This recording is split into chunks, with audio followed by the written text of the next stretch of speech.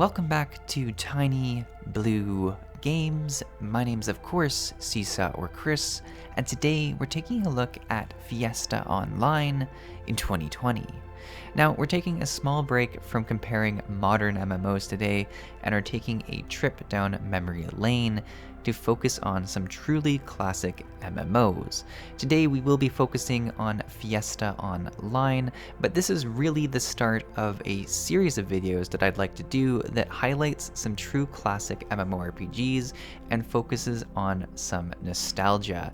I think everyone who plays MMOs is nostalgic for some of the classic games they played when they were kids, and yes, some of these games have died and it's sad, but there are so many that you can still play in 2020, and I think it's a really fun thing to see what the game looks like now. How much has it changed, or is it the same? Is there anyone still playing it? There's a lot of questions that can be answered. But just before we get into the nostalgic fun, I wanted to give you guys a quick shout out because you truly deserve it. The amount of support we've had for the channel in the past couple of weeks has been absolutely amazing. From likes, comments, new subscribers, it's been super great, and it's made me super inspired to try out some new types of videos, which has really spawned this video. Specifically though, I wanted to talk about the video from last Wednesday. We did a Guild Wars 2 versus Elder Scrolls comparison. I challenged you guys to get 500 likes in 2 weeks, which sounded crazy at the time, but we're now at almost 900 likes within the first week. So wow, that's absolutely insane. And for this video, I'd love to shoot for 1,000. It would make it one of the most, if not the most liked video on my channel, and I'd love to see us hit that. But that's the challenge. Let's see if we can do it, and let's dive into the video. Alright, so here is the server selection page you get presented when you first come in. There is apparently one server that is high population, so we will be trying that out, as I don't really feel like playing with no one. And you're instantly brought into a character creation screen where you get to learn about all the different classes as well as sort of customize your character. You can see sort of their physical power and what they're better at, but they're pretty traditional classes. I mean, you have the fighter, the cleric, the archer, the mage, the trickster, which I don't believe the trickster was there when I played this game way back when, and the crusader, which apparently you need to have someone maxed level in order to even play it, which also wasn't there back then. So it's cool that they have added some more classes without going overboard. A lot of old school MMOs tended to go overboard with how many classes they added. Maple Story comes to mind, but they have the original 4 that I remember playing, which is really exciting. They also have a branching class system that you can kind of see down on the right hand of the screen, where at a certain point you'll advance your class to a different version of itself. For instance, the fighter becomes the cleaver fighter, becomes the warrior, and then you get a choice between gladiator and knight, likely being gladiators more of a damage dealer and knight more of a tank, which is kind of cool. So I really did enjoy that branching system, and it was something that was more common back in the day, where your choices really had a permanent effect on the way you were going to play your character moving forward, which I really did appreciate. We're going to try out the cleric, I think. I remember playing cleric a fair bit back in the day as well, because you could heal, which I really enjoyed, and it was much more of a supporty role than I got to play in other games that I was playing at the time, where there is in some of the kingdom quests, which is their kind of party quest or dungeon or raid or whatever you want to call it, a bit of a trinity that happens where there is someone who's going to try and tank, there's a few people that are going to try and heal, and there's definitely classes that are more focused on DPS. The fighter, I think, being the tank, whereas the cleric's the healer, and I would assume the rest of them are the DPS, though I can't say if Trickster or Crusader, they might also have a different role as well. Perhaps Crusader's a tank or a healer or something like that. I haven't played the new classes. But we do have a fair bit of style options. We have our beautiful little face and then our hairstyles and colors, which is nice to play through. And you do kind of get some more exciting colors than you would get in a lot of other games, which is fun. Back in, this time, a lot of games would hide away more of the cool flashy colors behind cash shops, right? That was a really big thing, and I mean, let's be honest, still is today, to hide away more of the flashy stuff behind cash shop, whereas the free accounts typically just get more of the mundane or bad haircuts, if you will. If you could even say there's a bad haircut, we'll see. But yeah, so we're gonna go with the cleric. This is the look. I feel pretty good about it. He is looking pretty sweet in this armor. We don't get the start in the armor. We start like this right here. I like giving him a click and he kind of turns and looks at you. You'd have your other characters sitting on other chairs and stuff if you had more of them, which is kind of fun as well. This right here is a tutorial that I had the option of doing or not doing, and it's definitely something I don't remember when I originally played the game. So it's something that has been added. I don't know how long ago it's been added. I mean, to put all of this in perspective, when would I have played this? Like probably 10 years ago is when I would have played this, like around 2010, maybe even earlier. I would have been trying this game out. It's one of the first 3 MMOs I played, whereas MapleStory was the first one. There was this game, and then there was also Cabal Online. I think it's called Cabal? I don't know. Maybe we'll do that for a future video. And that actually brings me to another point. In my past videos, I've asked you to vote which games you thought were better versus each other. In this, I'd like in the comment section, if there's any other old school MMOs that you guys want to see and want to dive back into, put those in the comments below, because I'd love to do this for some other MMOs as well and really explore what these past games are like today, assuming they're still alive. But there definitely is quite a few of these MMOs that are still alive today, so it's really fun to go back and see. So you can see here we have just some very basic quests. We're kind of learning about skills and we're learning about items. We just purchased a bunch of our armor and we put it on.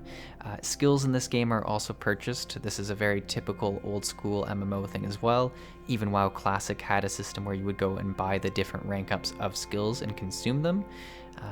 This is making it pretty easy because when you do it in the tutorial, you kind of just see the one skill for your own class, whereas there would usually be all of the different skills for the different classes, which is kind of nice because you can kind of read through them and it kind of gets you excited to play other things, which really is what often happens in these games, is you'll grind away for a while on one class and then you'll want to play another class because you've been grinding alongside it for so long and you're like, oh, that looks pretty cool. Just like any tutorial, we have to finish by killing a super awesome boss. I don't know how awesome they are, but I mean, he's taking on 3 regular villager people and we come in and toss out some 5s, 6s, and misses, and we're gonna get through here. It should be noted that I'm putting all of my stat points into increased MP at this point, as I do plan to heal it up in a kingdom quest before the end of the video. That's really the goal here. Kingdom quests are kind of the highlight of this game. They're, in my mind, the first taste of what a raid would become in my MMO career, if you want to call it that. It took what I liked about party quests from MapleStory and it expanded it to 15-ish people where you had to work together, and it was just bigger stakes, right? Which it felt way more interesting. So this city I am a little bit more used to. I believe it's called Rumen. That's what I called it as a kid. So if I am pronouncing it wrong, I've been pronouncing it wrong for 10 years, and I apologize to the Fiesta community, but here we are. This is a cool hometown. There's a lot of people actually in the hometown, which is really nice. these are little stores where players will sell different items, which is kind of cool. And there's often little marketplaces where you'll find a bunch of them and you can go purchase different items. And we have obviously some of the higher level people hanging out here. You can tell that they're higher level because they have super awesome glowy weapons. Once again, one of the staples of MMOs at this time. The more shiny your weapon, the more powerful you become. And that's so true in this game, and it works really well with an enchantment system that, you guessed it, is very RNG based.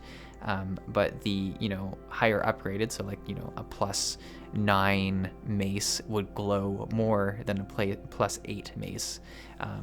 And it was really cool actually because there was very distinct levels of glowing for each of the tiers. I think it went from 1 to 15 if I'm remembering correctly. And as a player, you'd see someone's weapon and you'd be like, oh man, that's a +14 weapon he's got there. That's awesome. So it was really cool that way. This is kind of a new system, or at least it's not a system that I played with much back in the day, where it looks like you can enroll into different guilds, and there's even some guilds that are academies that seem to be more focused on helping new players learn and get rewards, which is pretty cool. It was a pretty cool system. You can kind of see how many members there are and see all their names, and you can go and you just enroll, and I think they just accept you or decline you to the guild, which is pretty cool.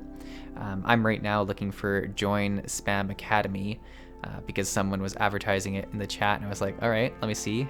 I spent like a good few minutes scrolling through this. There's a ton of them. Like, I was surprised. But I did not find this, so I end up just choosing a random one, which is okay as well. But it's a cool system, and it helps you connect to people. That's one of the big things I was kind of shocked about. I was kind of thinking I was going to come back to Fiesta and find absolutely no one, because I have, in the 10 or 12 years or whatever it's been, I've ventured back to this game once or twice, and I usually don't find anyone, but I think it's because I played on a server where there was low population.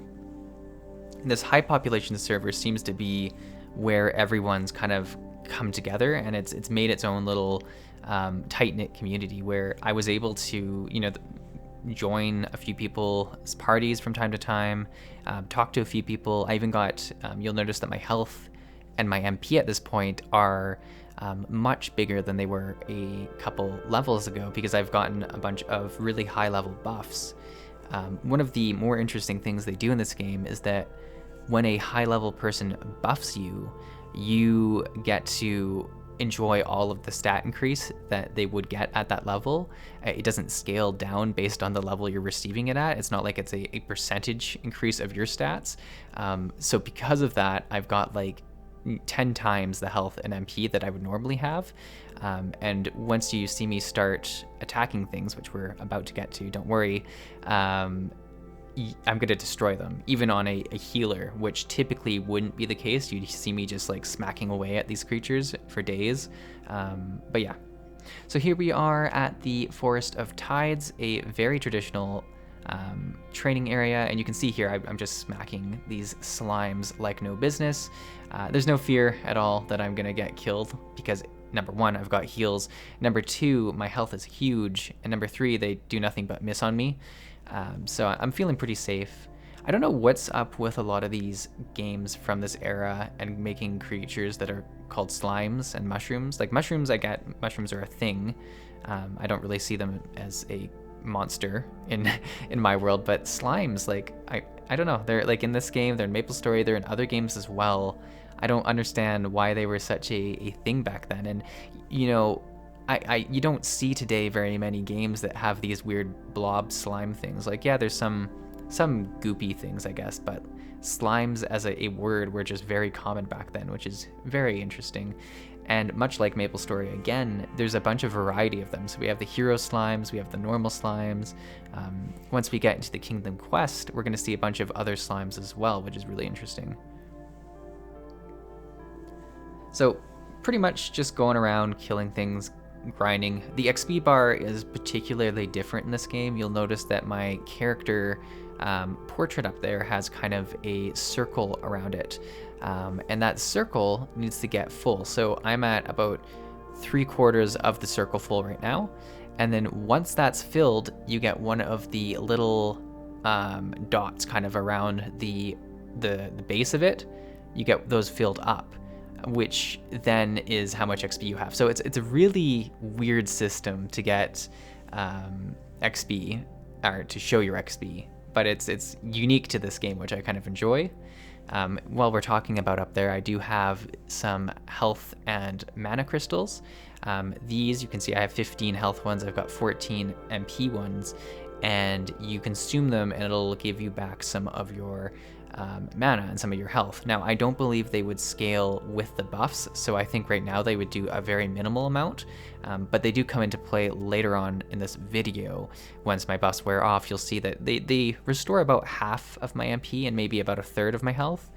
So they are kind of nice. It's kind of like a built-in potion system that you always have, although there are potions as well, so, you know, there you go. But yeah, so we're just fighting different types of mushrooms and different types of imps now to get some more experience. The first kingdom quest is from level, I think it's either 5 or 6 to 15. Maybe it's higher than 15, I don't know. It starts around level 5, I'd say, and it's the thing that I probably did the most back in this game when I played, is that I would always log in for the kingdom quests and do them. Now, the very different thing about this game and how kingdom quests work is that they would only start at different times of the day. So let's say that there was one that would start recruiting at 9 a.m. Well, from 9 a.m. to 9:30, it would recruit, and you could put down your name, and you would kind of be on the list of people that are doing it. And then at 9:30, it would start, and everyone who made it onto the list before it filled up would get to do the kingdom quest, which was really cool. And then you'd have to wait an hour and a half, and then they would do that kingdom quest again. So you actually had to really plan when you were logging in based on when those were happening if you wanted to do them. You can see here that there is skill points and abilities that you can level up. You can actually level up very specific parts of an ability, which I think is really cool. You can level up the power of it. You can level or decrease the cooldown, decrease the MP cost, which is really cool. You can increase the effect time of the buff skill if there was a buff that you were trying to change. I don't necessarily remember this from when I played back in the day, but I do remember that there were skill points. And I could honestly have just been so bad at the game back then that I didn't really know what was going on.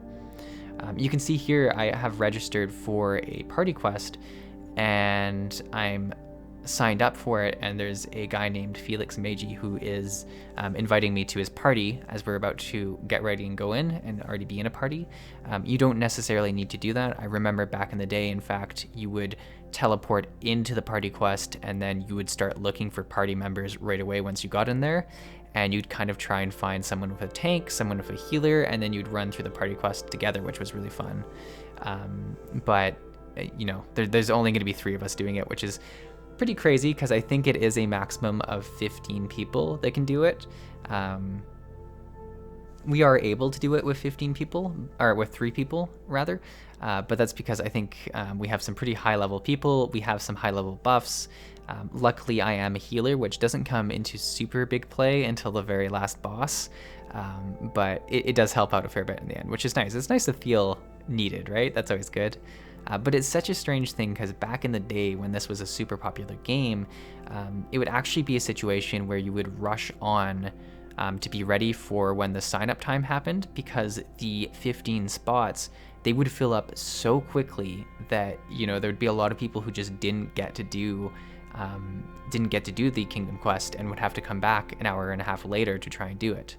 Now, as it happens in this situation, I actually tried to do the Kingdom Quest twice before this, and we glitched getting into it. So it was the very 3rd time, and it's been the 3 of us each time trying to get into this. And we did eventually get into one, and you kind of go up the whole side of the mountain killing things, and then you face off against the King Slime. Like I mentioned, slimes are a really big thing in this game apparently. And you can see here that he's actually doing a fair bit of damage now, so my healing is becoming quite useful, which is, you know, it's nice. You'll also notice my buffs have fallen off, so I'm actually at a lot less health than I used to have, and because of that I have to be very careful of not dying, which is going to make this fight a lot more stressful. So it's really just a balancing act for the last little bit here of keeping people healed up and consuming your mana crystals in a timely fashion that you kind of don't run out of mana. It was very interesting because up to this point, there was really no difficulty at all, and then all of a sudden things got crazy when we got to the boss, which is fun because that means that there is still challenge. I was kind of concerned that it was going to be just a cakewalk. And I remember it being actually a really hard thing back in the day. You know, there'd be the 15 people, you'd maybe have 2 tanks and a few healers, and oftentimes you'd have one of the tanks die throughout those, specifically when some of the ads spawn. And because of that, the boss would just start going around to different people, and it would be people just running around hoping that the tank comes back and walks up the hill. There's obviously dots as well. You can see that I've got some poisonous stuff ticking down, which is pretty bad. I don't have any kind of cleanse right now too. I just have my 2 basic skills because I was level like 9 when I started this, and I didn't have any other skills to add, which is really unfortunate. It is pretty good XP though. I am 12 now and rocking it, so that's kind of nice. And I'm showing off my healing skill. I'm doing some kiting, doing some walking around. You can see it's quite the amount of creatures to deal with. Specifically as 3 people. Like we have the king, and I think they summon a queen one there, the yellow one, and now we're just kind of running through and taking care of some of the trash. The king one's almost dead, which is nice, and it's good that we're gonna be able to pull it off. I almost died here, which was really unfortunate, but I did pull that out as well. So it turned into quite the hectic scenario, which is always nice to see as well.